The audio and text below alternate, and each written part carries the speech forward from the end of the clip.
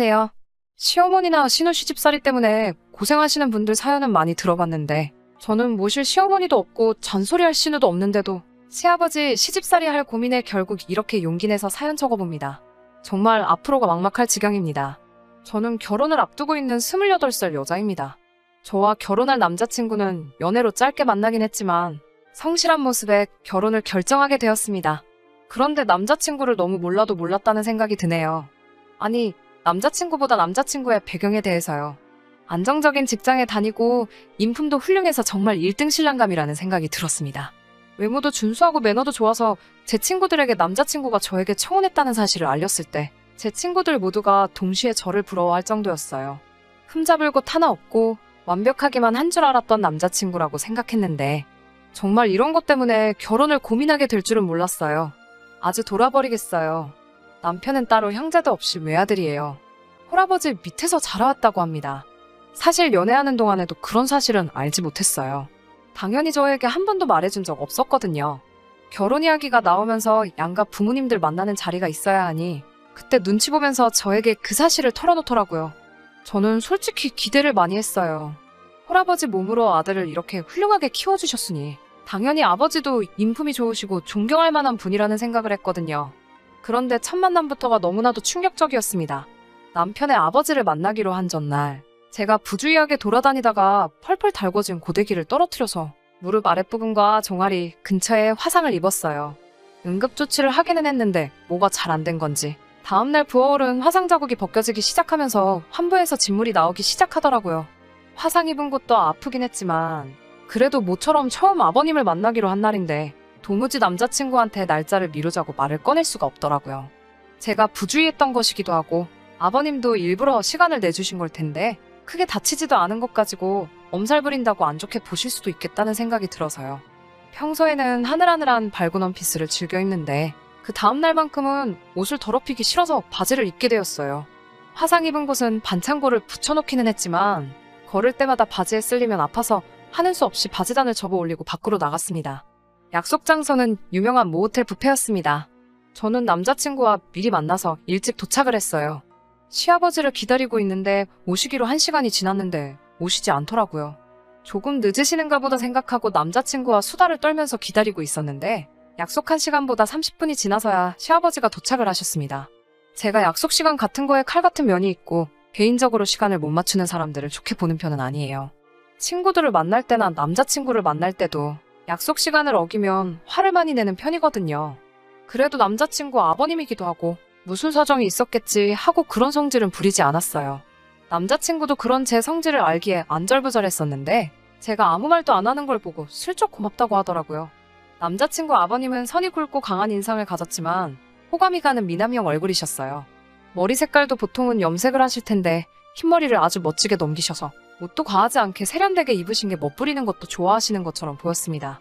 흰머리 관리도 잘 하시는 건지 보라색 느낌이 나는 게 아니라 정말 깔끔한 흰머리였어요. 남자친구의 외모가 딱 아버님에게서 왔구나 하는 생각이 들었습니다. 호쾌하게 웃으시며 늦어서 미안하다고 사과를 하시는데 사과하면서 하시는 말씀이 조금 마음에 걸렸어요. 아니, 도로에 김 여사들이 하라는 밥솥 운전은 안 하고 죄다 밖으로 기어나와서 길을 꽉 막아버렸지 뭐냐? 라고 하시면서 아주 꽉 막힌 아줌마들 구멍을 뚫어주며 오느라 늦어버리고 말았구나 라고 하시며 재미 하나도 없는 농담으로 자리에 늦으신 걸 무마하려고 했어요.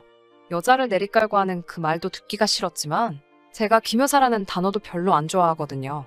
저희 어머니가 김씨인 것도 있고 사실 여자분들 중에서 그렇게 김여사 운운하면서 여성을 비하하는 듯이 말하는 걸 좋아할 사람이 어디 있겠어요? 아무리 제가 결혼을 생각하는 남자의 아버지이지만 도를 지나치신 발언에 기분이 많이 안 좋았어요. 그래도 처음 뵙는 자리이기도 하고 아직 남자친구의 아버님에 대해서 하나도 모르니 그 대사는 마음에 묻어두기로 했습니다. 식사를 시작하기 전에 인사를 드리고 간단히 자기소개를 하고 있었어요. 아버님은 첫 만남이니 자세한 소개는 할 필요 없다고 여유로운 말투로 앞으로 천천히 알아가면 되지 않겠냐고 자기가 늦어서 배들 많이 고팠을 테니 식사들 시작하자고 하시는데 그런데 말씀하시는 아버님의 시선이 제 얼굴이 아니라 다른 쪽을 보고 계셨습니다. 고개를 살짝 내리깔고 쳐다보고 계시는 방향을 보아하니 거긴 제 가슴 쪽이었어요. 아버님의 시선이 느껴져서 민망해하고 있는데 대뜸 둘이서 나중에 아이가 생기면 그 애가 배고플 일은 없겠구만? 하고 껄껄 웃으시더라고요. 정말 하나도 재미없는 농담이라 정색을 했어요. 아버님은 제가 정색하는 걸 못 봤는지 흥얼거리면서 음식을 가지러 가시더라고요.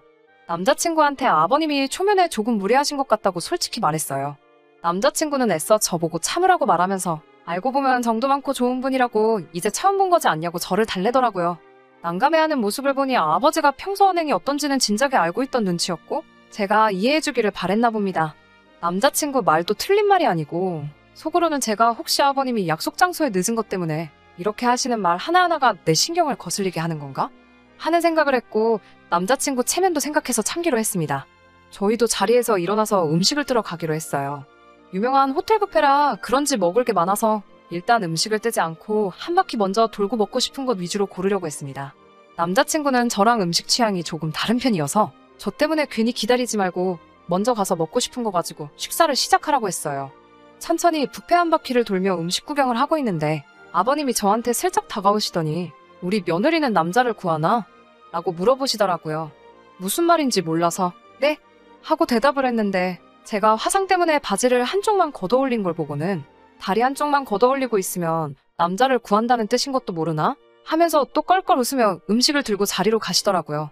자리로 곧바로 가시는 걸 보니 드실 음식은 벌써 다 떠놓으신 상황이었는데 굳이 저한테 그런 더러운 농담 한마디 더 하려고 제가 있는 쪽까지 오셨다는 게 너무 화가 났어요. 그 더러운 농담에 아무 말도 못하는 사실이 화가 났고 수치심까지 느껴졌습니다. 당연히 밥 먹는 자리에서도 분위기가 좋을 수 없었어요. 식사하면서도 제가 제 화를 못 이겨서 말을 한마디도 못하고 있으니 저보고 여자가 애교가 왜 이렇게 없냐고 여자가 그렇게 애교가 없으면 나중 가서 남편한테 버림받는다 라고 말씀하시더라고요. 정말 제가 어디까지 참을 수 있나 테스트를 하려고 하는 건가 하는 생각도 들고 화나는 걸 참을 수가 없으니 그 자리에서 결혼이고 밥상이고 전부 뒤집어버리고 나오고 싶었지만 진짜 남자친구 체면 생각해서 속으로 꾹꾹 눌러가며 참았습니다. 식사 자리가 끝나고 원래는 남자친구와 데이트를 하려고 했는데 다리 다친 것도 아프고 도저히 그럴 기분도 아니어서 집으로 돌아왔어요. 뒤도 안 돌아보고 들어가는데 남자친구가 쫓아오면서 미안하다고 계속 사과하더라고요. 자기 아버지가 저한테 어떤 실수를 한 건지 알고는 있나 봐요. 그날 이후로 남자친구한테 연락 한 번 안 했고 벌써 일주일이 지나갔어요. 남자친구는 제발 전화 좀 받으라며 매일같이 연락을 해오고 저는 받아야 할지 말아야 할지 고민되네요. 아들은 아버지를 닮는다는데 남자친구도 만난 지 얼마 안 된 저에게 본인의 본 모습을 숨기고 있고 사실은 그런 저질농담 같은 걸 거침없이 말하는 그런 사람일까봐 걱정돼요. 진짜 어떻게 해야 하는 건지 제 마음도 모르겠고 정신없기만 하네요. 혼자 소갈이 하다가 이렇게 사연 한번 보내봤습니다. 후기 보내드립니다. 남자친구가 집까지 찾아오고 난리도 아니어서 무슨 말이 하고 싶은 건지 드러나 보려고 한번 만났어요. 결국 자기 아버지가 실수한 거에 대해서 사과하고 저를 이해시키려고 하더라고요.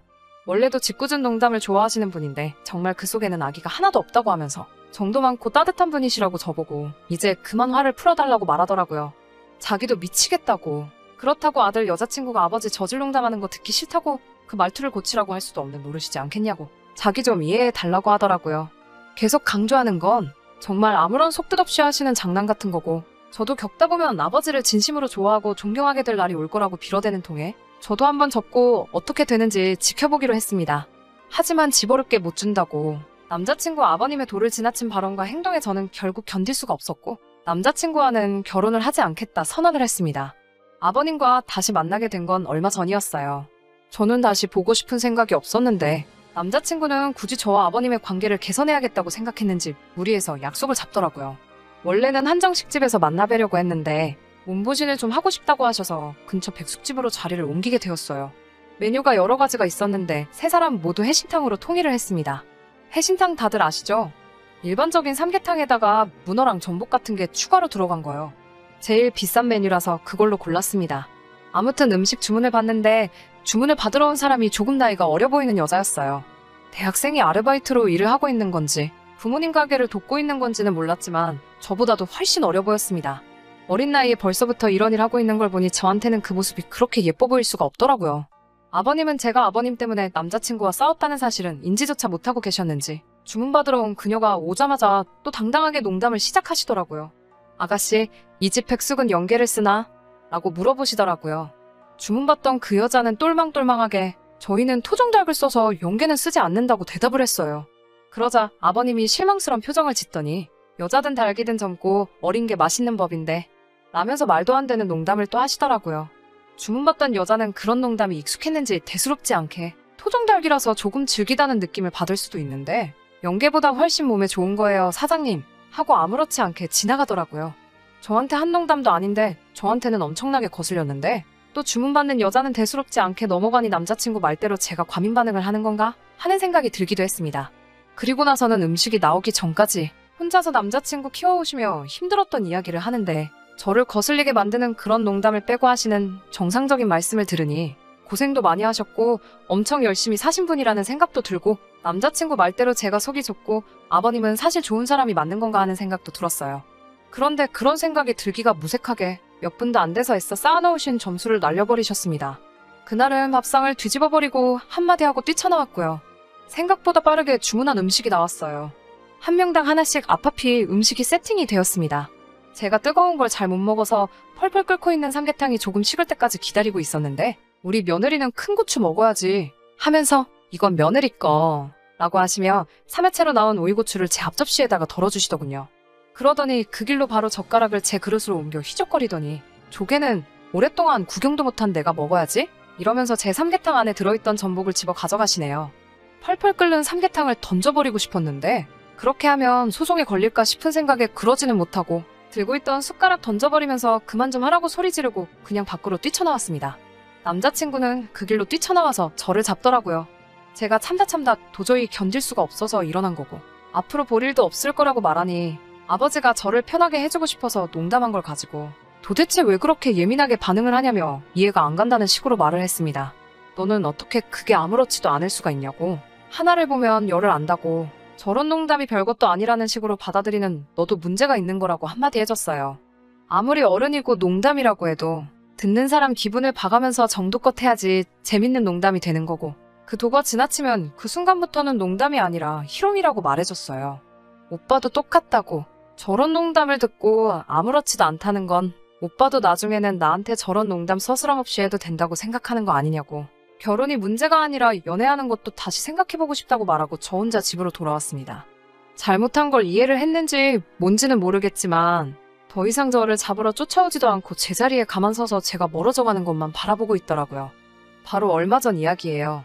엊그제까지는 전화 좀 받으라고 하면서 하루에 12번도 전화를 했는데 요 몇일간은 전화 한 통 없네요. 아버지 버릇을 고쳐놓겠다고 해도 저는 다시 만날 생각이 없습니다. 언젠가는 남자친구도 제가 한 말이 무슨 뜻인지 이해할 날이 올 거예요.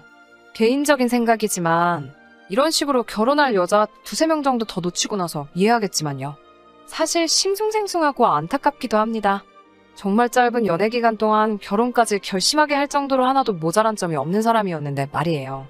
10월드 하지만 이런 일로도 파혼을 하는 사람이 있네요. 그리고 그런 사람이 바로 저라는 것도 참 웃기는 일이에요.